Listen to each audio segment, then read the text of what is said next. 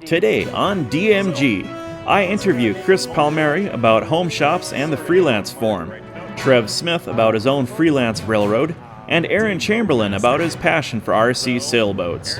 All this and more to come from the second annual Colorado RPM meet in Greeley.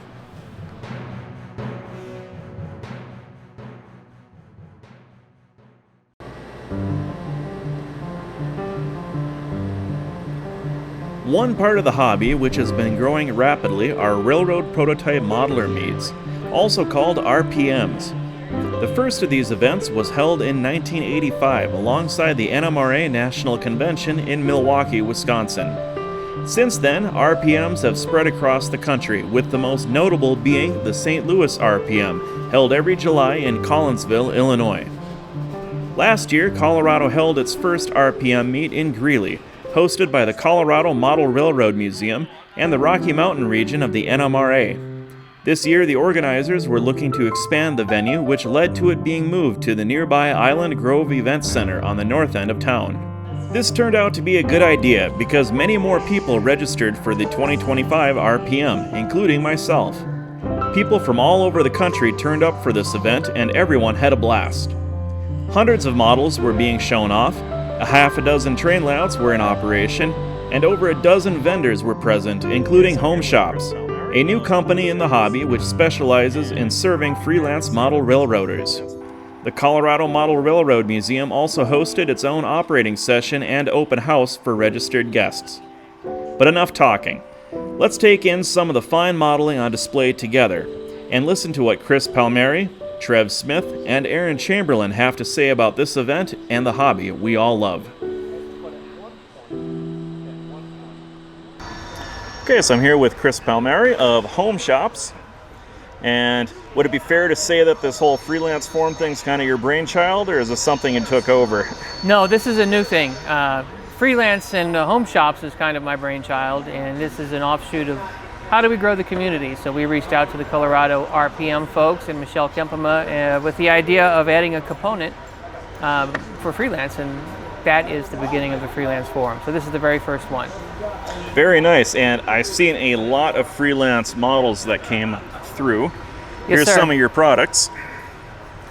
These are all announcements. We just announced 7 products at this event, and we've got samples for 4 of them on display right now. We've got our finger flats by Scale Trains, PD 5000 covered hoppers by Prairie Shadows. We've got 51-foot 6-inch bulkheads by Atlas. And this is our second locomotive, the Allegheny Midland C36-7 by Rapido, that follows. Our first locomotive was the V&O C30, and it sold out. So we're hoping it will be a nice compliment for the folks who bought that first V&O engine. Yes, we'll need to get another run of those. Indeed. So, what's kind of making HomeShops unique? Because this is sort of new on the market, right? 2021, I think you said? 2021 is when we started, and what's unique is our entire catalog of offerings is freelance, meaning it's not prototype. You'll never go trackside and see an Allegheny Midland C36, or you'll never see a Carter's Little River Mills covered hopper. These are things that are, some of them have a lot of history. Carter's Little River Mills is from Frank Ellison and the Delta Lines nearly 80 years ago. That storyline was there. And we've got folks walking around today. Matt Gentry announced the modern Yankeetown Dock Corporation. So we have a lot of history mixed in right with the brand new folks that are doing freelance designs. Excellent. And then, so this is just normal people approaching you, right? So if you have a freelanced railroad and they want to get their own products made, yeah. Suppose what's kind of the minimum that you try to look for on that for a number of cars? So really what we look for is the viability of the branding, right? So social media, which you're doing, it spreads the word. So if somebody comes to me and says, hey, I'd really think you should do this car, and I've got XYZ Railroad, and I go to a Facebook group and I can't find anything on the XYZ Railroad, well, it might be a little challenging to invest in that. But some folks, like Tim Garland, Seaboard Central, he's got a YouTube channel with about 10,000 followers. Well, that branding is already there. So it becomes more a viable project, because these are all factory painted. They're not just decaled small numbers. So that's what we look for. Very nice. And then how were you looking at the different models that were submitted? Were you pleased with the turnout as far as freelance stuff? Oh, absolutely. This is our first time, so I wasn't sure what the turnout would be, so I brought a lot of models myself to show, just in case there were empty tables, and there were none, so I didn't have to put them out. So extremely pleased with the turnout. And they brought some extraordinary models. Very nice.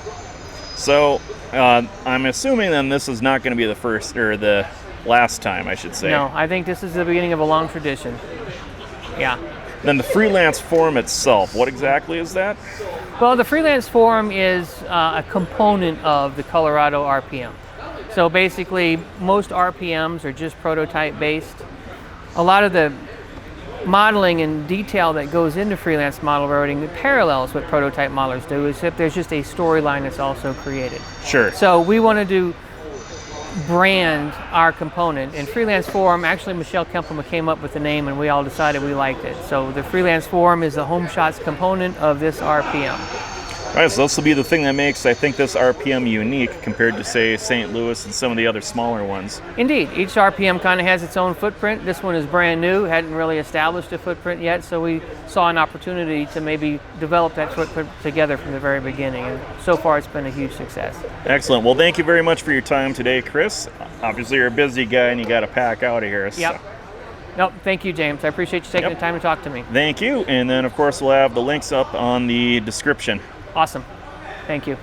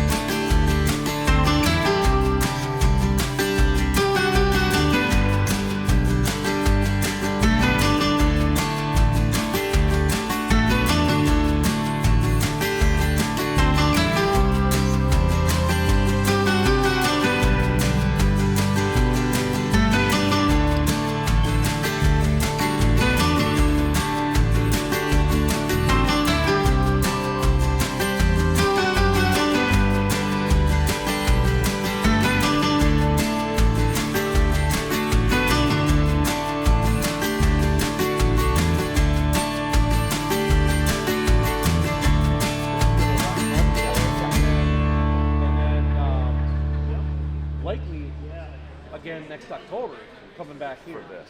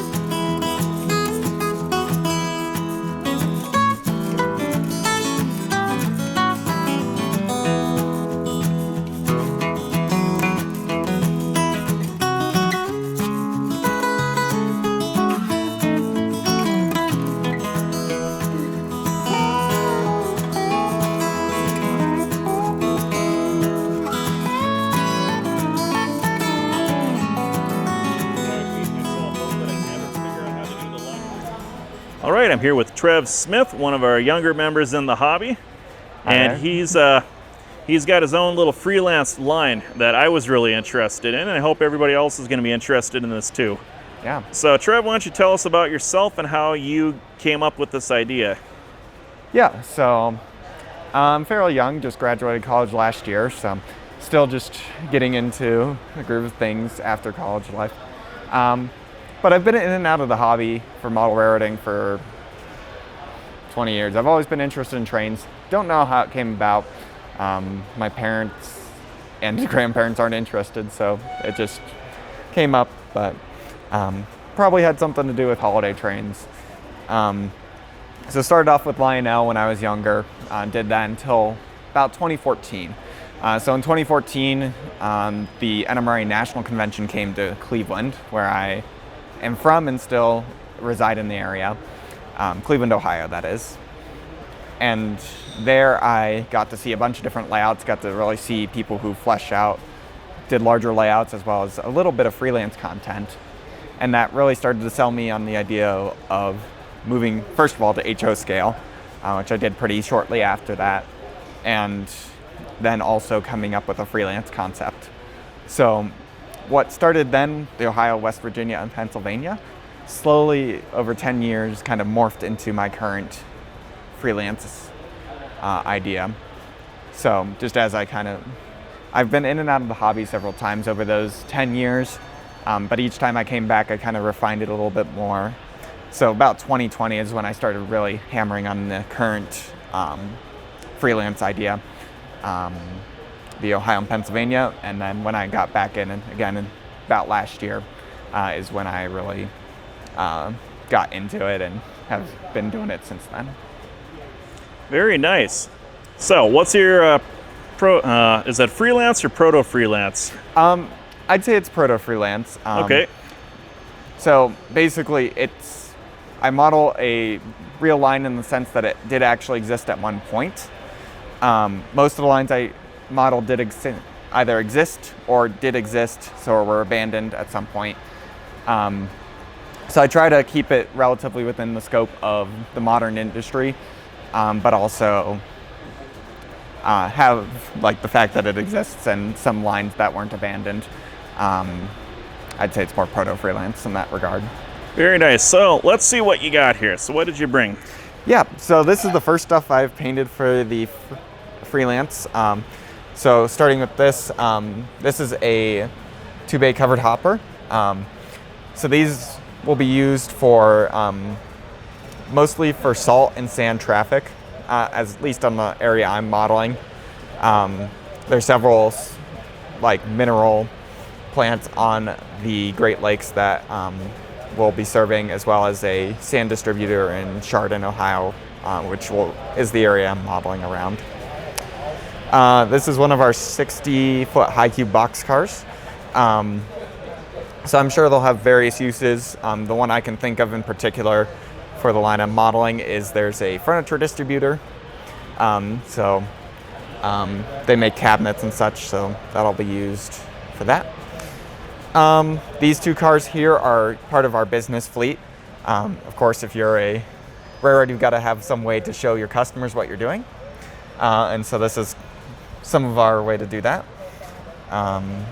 So we have a dome car and a coach car. Eventually, I'll probably get another 2 or 3 cars to finish out that fleet, but that's when I got started. And then here we have the 2 locomotives I have. So the Ohio and Pennsylvania, at least in the period I model in 2024, is all GE. Mostly used, so these Dash 8s are pretty representative of what's in the fleet as of 2024. So this is a Dash 840 CW, acquired from CN in 2023, as well as some other Dash 8 variants. So some of the newest power on the roster. And then this was acquired probably from CSX or NS in the mid to the 2010s. So this is a Dash 840B. The railroad also has some new power it's bought more recently. So think of Iowa Interstate or Florida East Coast, how they bought GE ES44 ACs.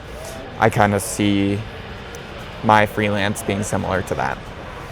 And then just as an overview of the concept, here's a map of it, especially since this is going on the Dakota channel. Most viewers are probably not familiar with Ohio, so hopefully this gives a bit of a better overview. Some of your major cities here: Cleveland, Columbus, and Toledo, Fort Wayne, Indiana, as well as Pittsburgh, Pennsylvania. But we run, those are our extreme ends there and down there to Dayton. But we run about 800 miles in between them. Very nice. Now, you got a layout yet? I'm slowly working on one. I've been slowly building it over the last year. My grandparents lent me space for it in their basement, so I've been slowly working on that. Hopefully in the near future, when I get a place of my own, I'll move it there, but we'll see how that goes. It still hasn't made it beyond the track phase, but just my idea is to get it running first, and then once it gets running and make sure everything works, then I'll go ahead and start doing scenery on there. Excellent. And how have you been enjoying the RPM this year? It's been fun. I know being a freelancer is sometimes it's a little bit weird today because of very heavy, over the last 20, 30 years, at least from my observations, the hobby's gone a lot more towards prototype modeling, and nothing's wrong with that at all. In fact, I have some interest in prototypes a little bit as well. But also, at the same time, it's nice to have an opportunity to meet and catch up with people who do freelancing. It's a very nice community, and it's great to have an opportunity to get to learn from other people in the freelance world, as well as just to meet and get to understand where their concepts are coming from and get some ideas for my own. Very nice. Well, thank you very much for the interview, Trev, and don't worry about the links. I'll be sure to have that in the description of the video. Yeah, of course. Thank you, James. Appreciate you reaching out to me and letting me do an interview. Alrighty, thank you.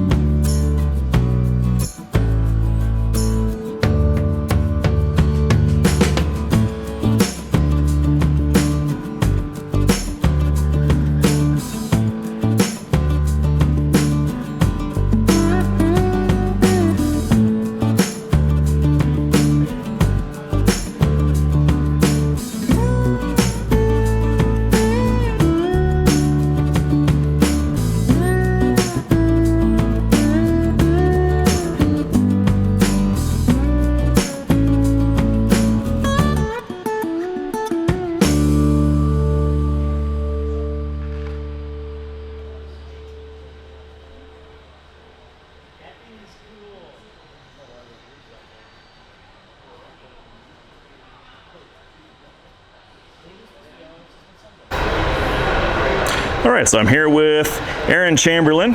Hello. He is a boat master. So, Erin, you race these sailboats? Recreational for myself. There's a couple groups down in Denver, but I'm not traveling that far. But you've been making them yourself too, at Yes. least two of the ones that you have here. Yes, I've built these two from a kit from Tippecanoe Will Lash out of Washington State. Very nice. So explain to me kind of what goes into making an RC sailboat, because that's a little bit unique, especially for us that are into model trains. So with this sailboat, it is built upside down on a skeleton, and then you lay each plank individually. And then when you get to the crease here, you got to figure out how to make your cuts and make them, like I didn't quite get it to line up properly, but you're dealing with one solid piece all the way around. You don't want to have a break. So it's a piece of wood that I have, and then try to make your own design with the different shades of wood.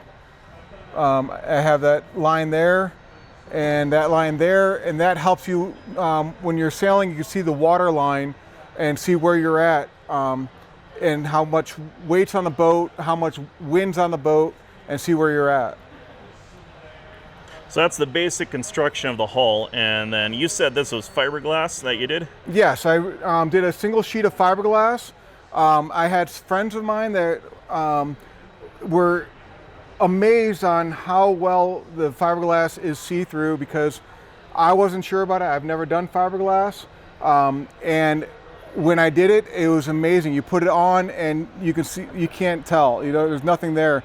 But when I was doing it, and I took pictures of it from this point, that point, and so on, and it's clear white sheet, and then it's see-through as soon as you put the resin on. This boat here, it does not have anything. It just has several coats of polyurethane and spar, and then but beneath that is the epoxy. And then this one's your pride and joy too. So. Yes, I built this one first. I was researching. I did not want a square-bodied hull. I wanted a round hull. And when I came upon this one, it was a kit, and it took me a year and a half to build. You ended up naming it after your dog too. Yes, yeah, a happy dog. He goes on a walk with me and loves to walk around the pond as I'm sailing around the pond. And then our last one here, this is the one that really sparked my interest on it. This is called a Dumas Star 30. They're built in the 70s. I did not build this one, but somebody else did, and it was sitting on the shelf for years because a poor design of the rudder. So if you have a rudder that's split down the middle with the shaft, when you turn the rudder, you're going to have the water coming in from the other side of the boat, causing drag, and the whole boat is going to lean forward, causing the nose of the boat to drop. And when I first took this boat out, I had water up to here that was just nose diving. So I did some research. Building this boat, I learned that you only put 1/8 of your rudder ahead of the shaft. So 1/8 of the width. And then when you build your rudder, there's many different styles. I first went with a racing style for the heck of it. This did not work for this boat. I ended up going with a wider rudder, but again, it left me a gap on the hull of the boat. It left me a gap here, but it sails so much better. And I now have 2 of these boats that I picked up for $35. I had to change the internal workings for the sail servo and then bring back to life a 50-year-old boat. Well, it's quite amazing. How many more boats do you think you're going to be doing? I just picked up another one over the weekend. So I have another boat that is 36-inch, 1985 sailboat that I'm going to restore that one and probably put up for sale. I don't have any plans of selling these boats. These are very precious to me. When I was researching boats, I had a plastic boat when I was younger. With a wooden boat, this thing will outlast me. You put a name tag and the year that was built inside, encased in the epoxy. So whoever gets this boat after me and takes good care of it, it'll last forever. So it's very neat. It's my mark on history. Very nice. Well, this is a fine little bit of diversity in a show that's mostly just about the model trains. Between the 2 of them, between trains and boats, which is your favorite? Is it the boats? Winter hobby, summer hobby, but that's a hard one. I can't say. I love my trains, but I truly love going out to the pond and sailing too. So. Yeah, and maybe there's a way to combine the 2 of them. And I have. Boat parts turned into trains. Oh yes, that's right. So I made 6 flat cars, or 4 flat cars and 2 Husky stackers out of extra cedar. But it's also about creativity. With that boat there, I built that stand. I was able to repurpose TV stands and make them into things. It's all about being creative with the hobby. I sell Lionel trains, and when I talk to kids, when you get into a hobby like this, your hand-eye coordination, you have to work with electrical, so soldering, you have to work with carpentry, you have to use your imagination. So all those things combined into one little hobby, either boats or trains, it's a wonderful thing to get somebody involved in. Well, thank you very much, Erin. Well, thank you very much. Have a wonderful day.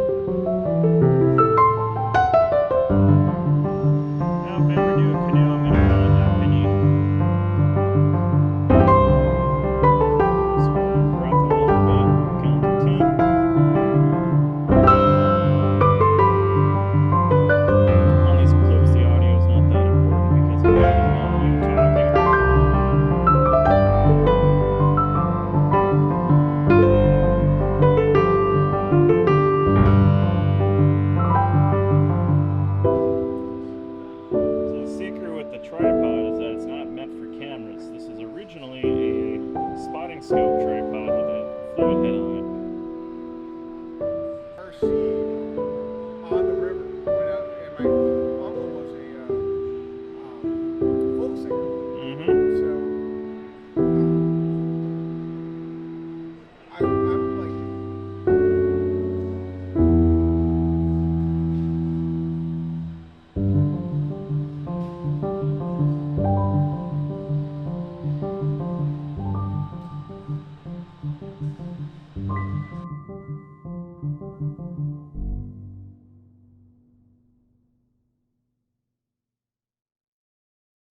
If you liked this video, we would appreciate it if you would subscribe to our channel. Also, don't forget to hit that like button and share Dakota Modelers Group with others in the hobby. As always, thank you for your support. And until next time, highball.